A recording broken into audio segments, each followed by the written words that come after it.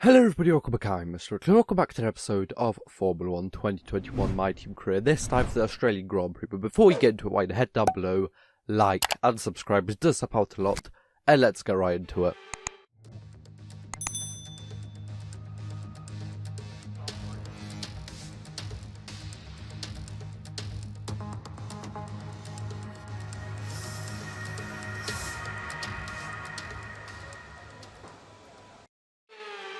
Okay, so here I am out for my flying lap here at the Australian Grand Prix. Of course, quite weird for it to be so late in the season in the game over here. Of course, normally it's the season opener that has been since forever, basically, at least 10 years, if not even more, I'm pretty sure. I don't really know the exact time where it actually became the first race, but nonetheless, let's move into the qualifying over here.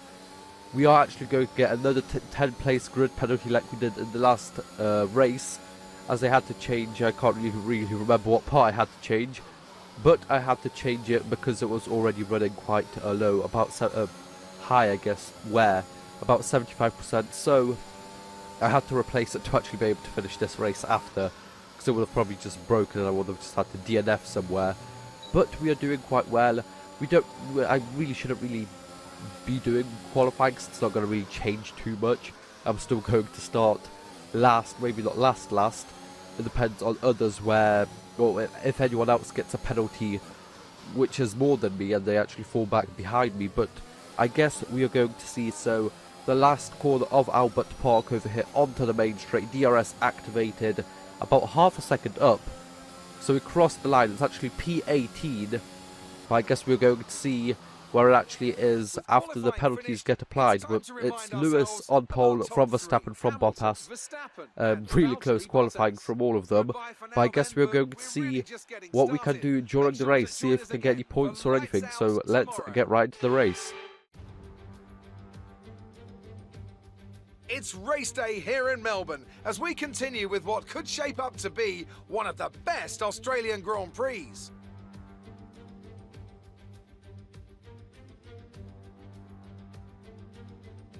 We go racing today then in the state of Victoria, where the drivers have 16 corners and 3.3 miles to navigate at an average lap speed of around 120 miles an hour. The close proximity of the barriers makes accidents inevitable, and recent history shows us that a safety car is not at all out of the question. It's just about time to go to the track for the beginning of the race, but before we do, Anthony Davidson, what types of strategy do you think we can expect for today's event? Well, there's a lot that both the driver and the team have to keep in mind when going into a race. The tyres, fuel, energy recovery systems, the list goes on and on. But I think the key to today's victory will come down to the pit stop strategy. Come in too soon and you might find yourself needing more than one stop. Too late and you're putting yourself at a disadvantage by spending longer on worn tyres. Let's run you through the driver grid order for today's exciting race. Lewis Hamilton lines up on pole position, edging out Max Verstappen, who'll start from P2. Looking down the rest of the grid, we have Bottas, Ricciardo, Lando Norris and Perez, Vettel, Sainz, Stroll and Pierre Gasly. They've taken a grid penalty. Ocon, Leclerc, Callum Ilott and Latifi. Fernando Alonso, they'll be starting further back after an earlier grid penalty. Russell, Yuki Tsunoda, they've taken a grid penalty. And Nikita Mazepin. Red, Mick Schumacher, Raikkonen and Antonio Giovinazzi starts from the back of the grid. That's it then, it's time to go racing as we head to trackside for today's race.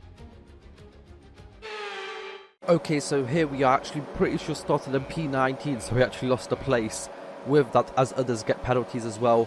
But it's lights out and away we go, and we are starting P19. We get a really kind of wobbly start over there, nearly actually spin, but luckily we don't. And we, as you can see in the top left, we are, well, I'm pretty sure the only one started on the mediums, at least from the cars around us over here. So that is going to be a huge disadvantage for us at the start of the race, of course, when everyone else is on those faster soft tyres and we are on the on the mediums basically, so we are going to have to fight quite a lot over here to actually get past anyone over here.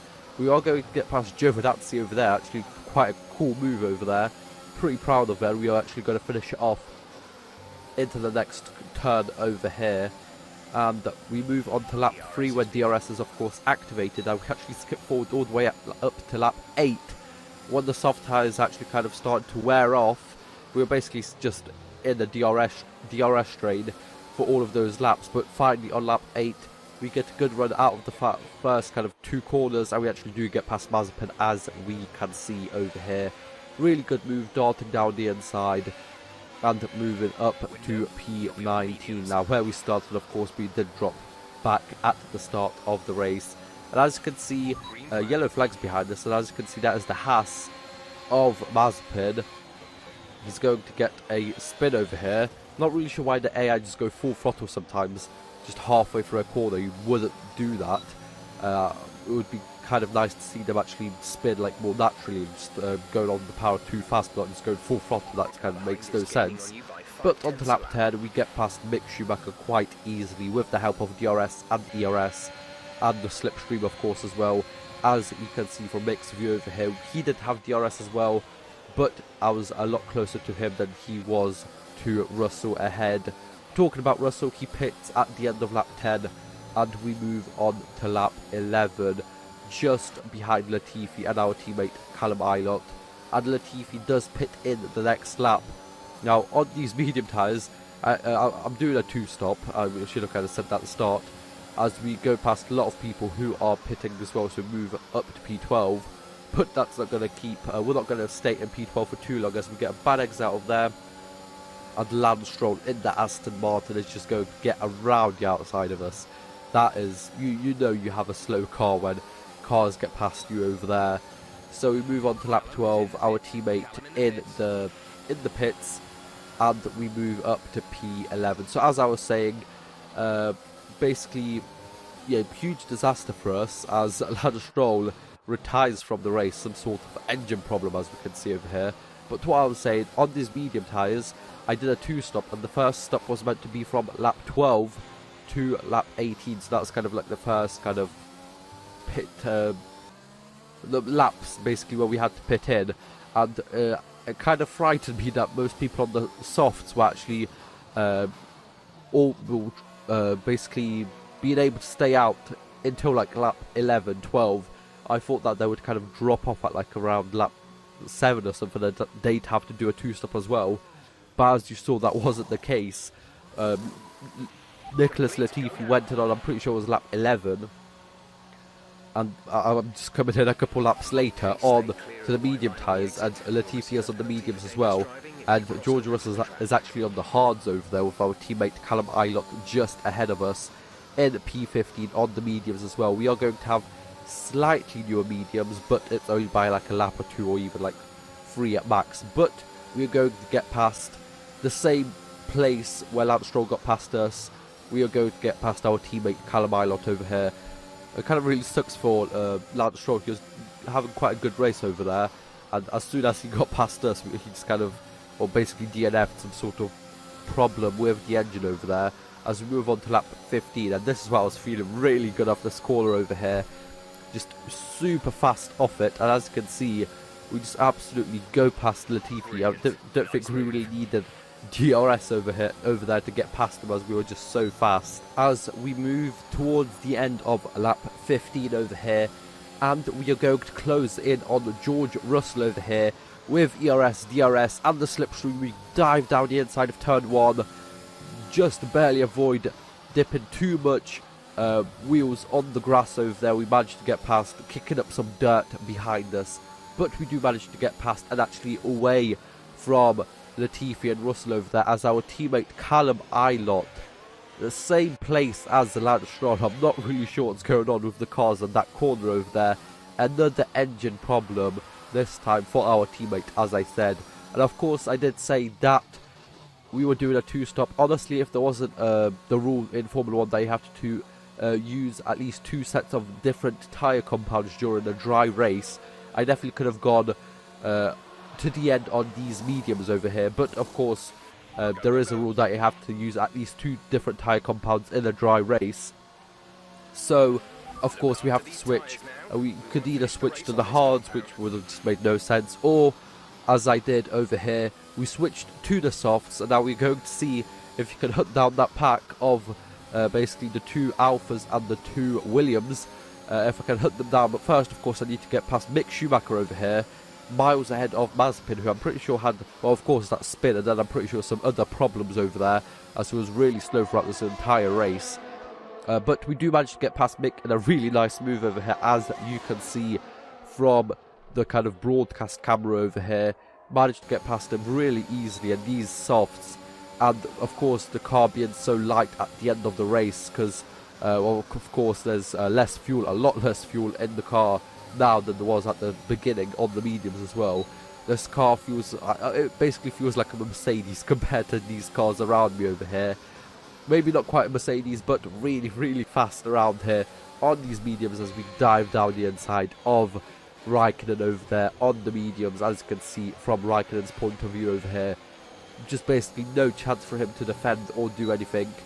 But of course there's still these 2 Williams cars ahead. We might not be able to get into the points or even catch up with Yuki Tsunoda, who also is having quite a bad race over here. But at least we can move up to P14, get past Nicholas Latifi on the final lap over here, right at the beginning of the final lap. And we might not be in the points, but those last couple of laps were actually quite fun and enjoyable for me. So we are going across the line, P14, no points, but still quite a fun race all in all. So no points, but I guess we can see what we can do in the next race.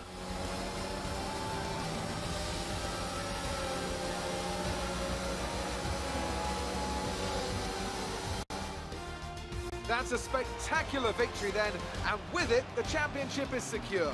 It's been a magnificent season, and they thoroughly deserve the cheers of the crowd here today. Anthony Davidson, how do you think they were able to set themselves apart today? Well, this was a real team victory. They put together a solid strategy today that appeared well suited to the conditions out on track. The driver did everything that was expected of them in the moment to really execute the team's plan to perfection. A shining example of how F1 really is a team sport.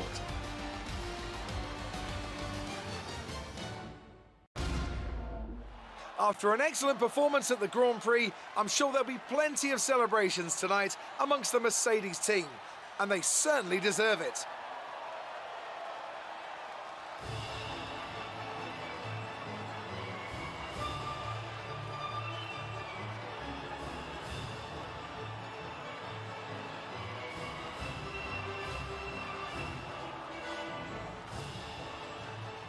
So no points for us once again, but Bottas actually takes the win from P3 on the grid, so very good race for him. Lewis Hamilton falls down to second and Max Verstappen to third. No points for us, we actually lose a place in the standings, in the driver standings, but we stay in the same place in the constructors. But for now that is going to be it. Only one race left at the Abu Dhabi Grand Prix. I guess we're going to see where we finish off the season, but for now that is going to be it. So hope you guys enjoyed. Like, share, subscribe. We'll see you guys next time. Bye bye.